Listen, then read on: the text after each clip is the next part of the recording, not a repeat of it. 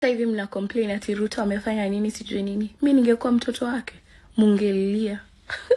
Mimi najua mambo za dunia, napenda vitu za dunia. Ningekuwa nenda na buy Birkin bag, na nunua viatu za designers, naenda na mingle na the rich kids of Beverly Hills, na nunua nywele ya 1 million na nawaonyesha.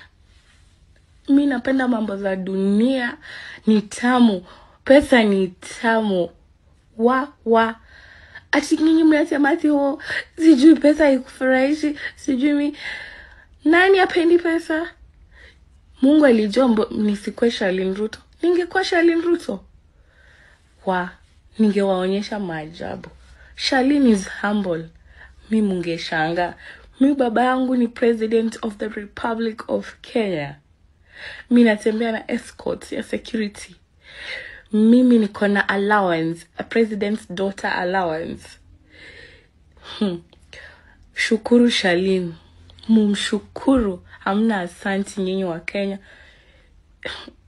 Simjaribu, siku moja mwambie babangu akuwe president.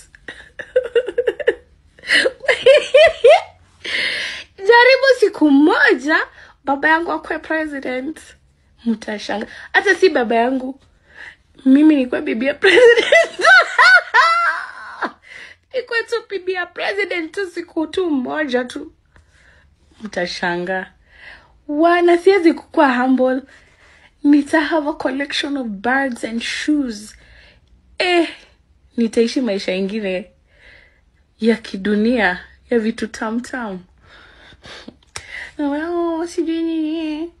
Mimi napenda mambo ya dunia sana.